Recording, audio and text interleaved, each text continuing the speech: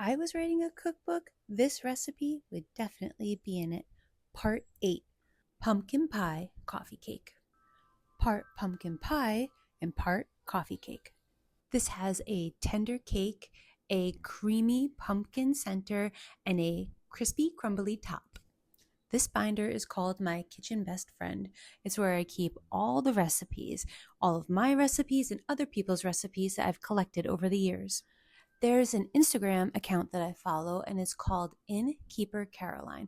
And she has this amazing cherry coffee cake. I've made it before. I have that recipe in my binder here. But I was so inspired by that one and embracing the fall. I thought, what if I made my own version of it? And I made some alterations, and this one is a pumpkin pie coffee cake. I really liked the crumble of the original one, but I wanted even more crumble and texture in this one. So I doubled the amount of nuts that are in it, and I added walnuts and pecans together. The original recipe just had walnuts in the crumble, and that was one of the things that perked my ears up because I have all these walnuts that I'm still trying to use up. And so the original had walnuts in the crumble topping, and then I was thinking I wanted more texture, and also pecans and pumpkin pie are great together, so that's why I added those. Uh-oh, I made a mistake here. I forgot that I was supposed to blend the cinnamon and the brown sugar together first. If you don't blend those two together, sometimes you'll have like pockets of just cinnamon or just sugar. So blend them together first and then add them to the nut mixture. Next up is the pumpkin pie filling for the coffee cake. I didn't want the ribbon in the middle of the pumpkin pie filling to just be like a small ribbon. I wanted it to be something thick, like it actually would kind of taste like you're taking a bit of a bite of a pumpkin pie instead of like a smear of pumpkin pie. So I took a cup and a half of the pumpkin pie filling and I mixed it with a teaspoon of pumpkin pie spice and half a cup of brown sugar. Make sure you mix it well, that way you don't have any surprise clumps of the pumpkin pie filling. Next up, we need the coffee cake part.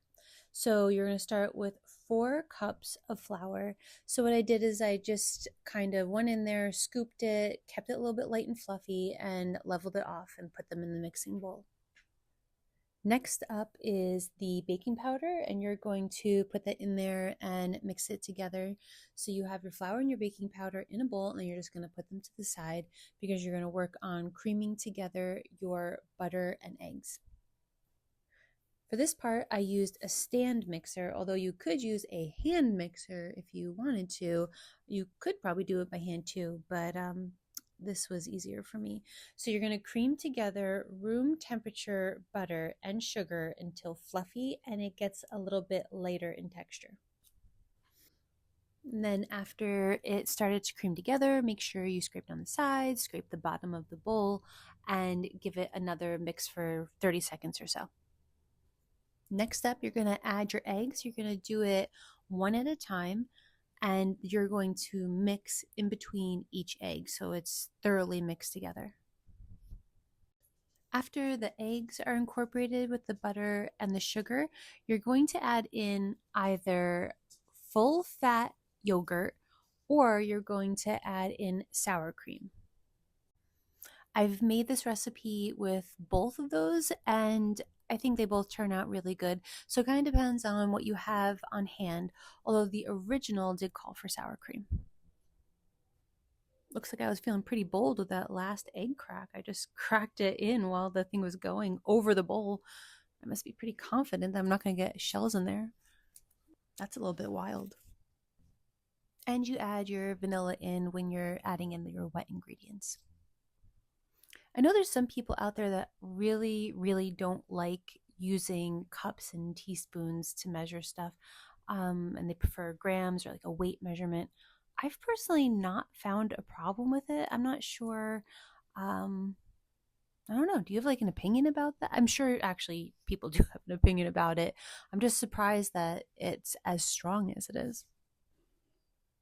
My one exception is for pizza crust. I'll do it for pizza crust.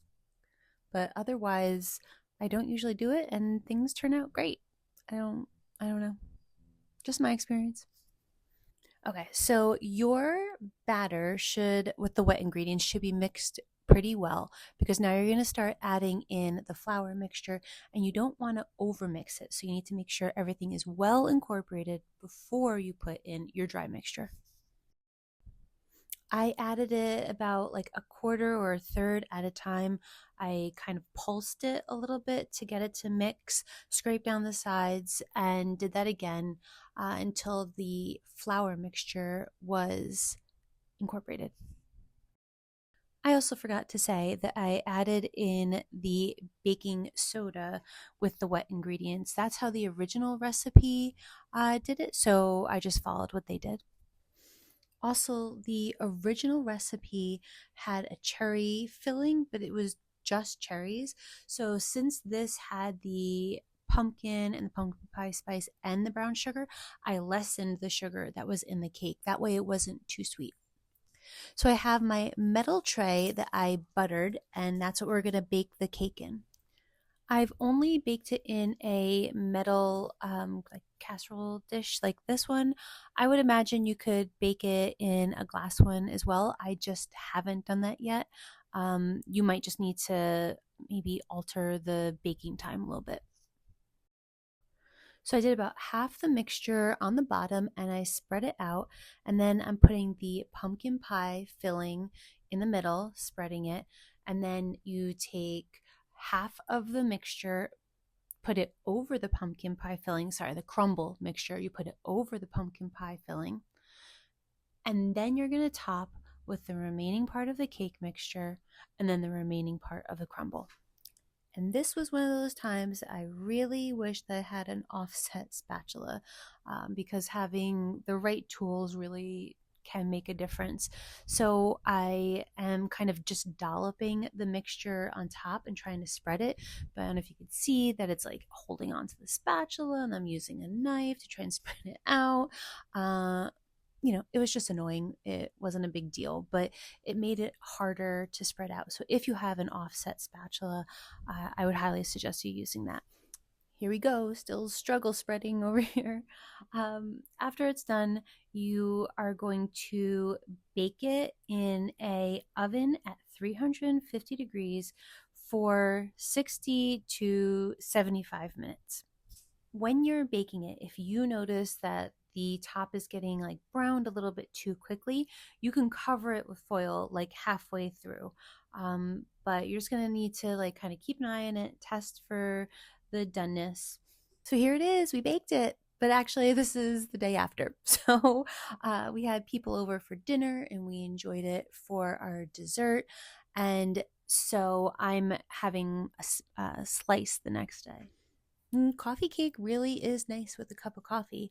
I found out recently that there were people that thought that coffee cake had coffee in it, which completely makes sense based on the name. But coffee cake is really just meant to be paired with coffee or tea. Now, for the 6 questions I ask myself about every recipe that I make, the first thing I ask myself is how does it taste? I think it's lovely. It tastes a lot like a piece of pumpkin pie paired or like squished between cake. It's great. I mean, if you like those two things, you'll like it. And it has a nice little crunchy, crumbly top. Then I ask myself, is it easy? And I would say it's like medium.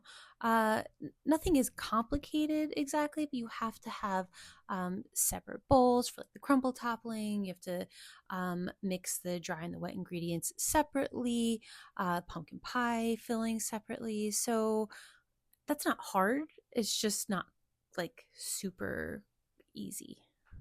Next up, is it quick? And I would say, no, it's not particularly quick. It takes a while to bake, and there's a few steps involved, but it's worth it.